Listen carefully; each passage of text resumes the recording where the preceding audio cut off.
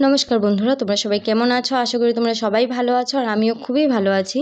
আজকের ব্লগটা আমার ফার্স্ট ব্লগ, তো তোমরা দেখতে থাকো পুরো ব্লগটা। দেখো আমি রেডি হয়ে গেছি, আজকে যাব হলো আমাদের বৌমনিকে আশীর্বাদ দেওয়ার জন্য। তো দেখো কালকে রাত্রেবেলায় আমরা সব তত্ত্বগুলো সাজানো হয়ে গেছিলো আমাদের, তো টুকটাক কিছু বাকি ছিল সকালবেলা। তো ভাই সাইনাদা এসব করছিল আর আমাদের লগ্নটা অনেক জলদি ছিল, যে সময়টাতে আশীর্বাদ দেওয়া হবে প্রায় 10:30 থেকে 11টার মধ্যে ছিল। তো আমরা জলদি যাওয়ার জন্য চেষ্টা করছিলাম, আর এত তাড়াতাড়ি করে করাও যায় না সব কিছু। তো দেখো তত্ত্বগুলোকে এখানে নাটমণ্ডপে এনে সব তেল সিঁদুর দেওয়া হচ্ছিলো। দিদা বলছিল যে তেল সিঁদুর দিতে হয়। তো দেখো আমরা সাজিয়েছিলাম, কেমন সাজিয়েছি জানি না। তো এখানে আমার ফ্রেন্ড একজন খুব হেল্প করেছে আমাকে, কালকে রাত্রে এসেছিলো আমাদের বাড়িতে, তো ও এসে সব করেছিল।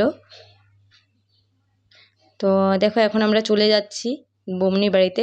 আসলে আমাদের বৌমনির বাড়িটা আমাদের বাড়ি থেকে খুবই কাছে, তো আমরা সবাই ডিসাইড করেছিলাম যে আমরা হেঁটে হেঁটে যাব। তো দেখো এটা একটা আমাদের জন্য নতুন এক্সপিরিয়েন্স, যে হেঁটে হেঁটে যাব।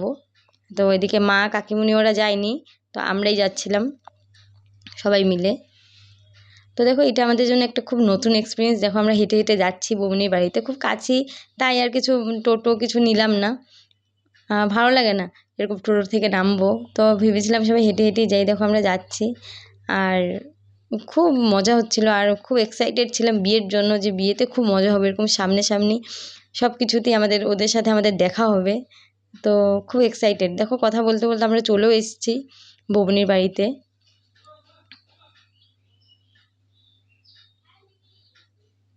তো দেখো বৌমনির বাড়িতে এসে আমরা পৌঁছে গেছি, আর এদিকে দেখো নেপালদাও এসে পড়েছে। নেপালদা অনেকক্ষণ আগেই এসেছিলো, তো উনি হলো আমাদের ক্যামেরাম্যান। তো দেখো আমি একটু উপরে এসেছি বৌমনির সাথে দেখা করতে। তো উনি সেজে টেজে একদম রেডি, খুব সুন্দর লাগছিল বৌমনিকে।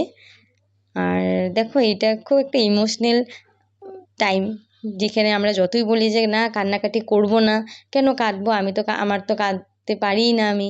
তো এগুলো সব মুখের কথা, আসলে সময় সময় যখন আসে তখন অটোমেটিক্যালি আমরা খুব ইমোশনাল হয়ে যাই, আর এটা স্বাভাবিক কথা।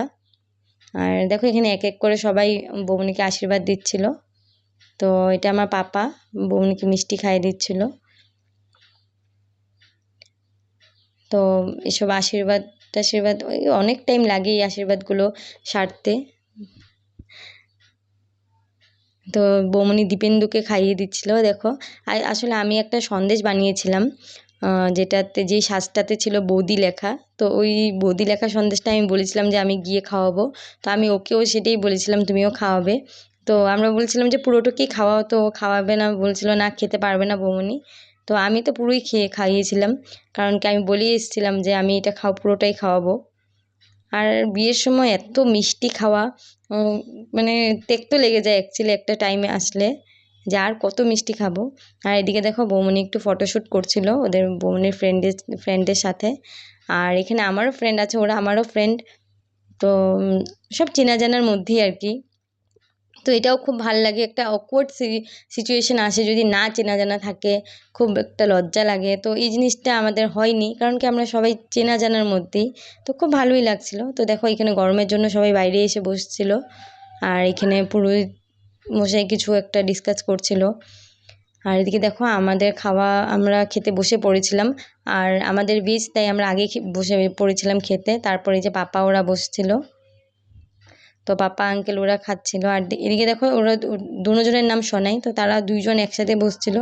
তো খুব এটা ফানির বিষয়, যেটা আমি একজনকে ডাকলে আরেকজন এসে উত্তর দেয়। তো আন্টি এদিকে রাইকে খাইয়ে দিচ্ছিল আর সবাই মিলে ওরা পরিবেশন করছিল দেখো। আর দেখো এই বলতে বলতে আমাদের চলে যাওয়ারও টাইম এসে পড়েছিল। আর এদিকে একটা তেল সিঁদুর দিতে হয়, তো খেলছিল সবাই, একটু তেল সিঁদুর দিয়েছিল প্লাস এদিকে মুখে লাগিয়েও দিয়েছিল, সিঁদুর খেলা হয়ে গেছিলো আর কি আমাদের। তো খুব মজাই লাগছিল। আর একটা খুব এক্সাইটেড যে বিয়ে এসে পড়েছে আর কয়দিনের মধ্যেই। তো আমাদের ফাইনাল হয়েছে যে আশীর্বাদের 1 সপ্তাহ পরেই আমাদের বিয়ে।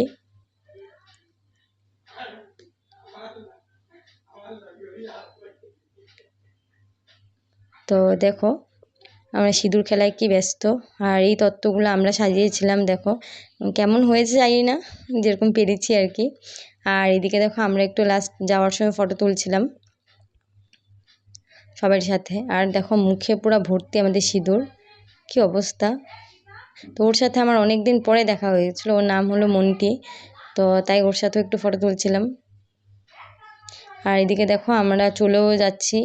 এবার যাওয়ার সময় হেঁটে হেঁটে যাচ্ছিলাম। আর আঙ্কেল পাপা ওরা আগেই চলে গেছে, আর আমিও দীপেন্দুকে অনেক আগেই পাঠিয়ে দিয়েছিলাম, কারণ ওর খুব গরম লাগছিল আর ঘুমও পেয়েছিল। তাই ওকে আর আমরা রাখিনি। আমি বলছিলাম, মা পাপা তুমি দিয়ে আসো ঘরে। তো মা যেহেতু ঘরে ছিল, তো মা ওকে খাইয়ে ঘুম পাড়িয়ে দিয়েছিল। তো আমি এসে দেখি ও উঠে গেছে। তো দেখো এদিকে সব ডিসকাস হচ্ছে যে কি হয়েছে, কেমনভাবে হয়েছে।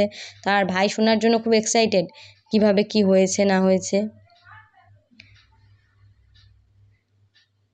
তো দেখো, আর এদিকে এখন বিকেল হয়ে গেছে। দেখো দীপেন্দু মার সাথে কোথায় যাচ্ছে। তো মার একটা জায়গায় ইনভাইট ছিল, তো মা বলছে ওকে রেডি করে দে, ওকে নিয়ে যাই আমি। আর ও মা রেডি হলে মানে ওর যেতেই লাগবে। তো আজকের ভিডিওটা এতটুকু পর্যন্তই। আমার এটা আজকে ফার্স্ট ব্লগ ছিল। যদি কোনো কিছু ভুল হয়ে থাকে প্লিজ তোমরা কমেন্ট করে আমাকে জানাবে।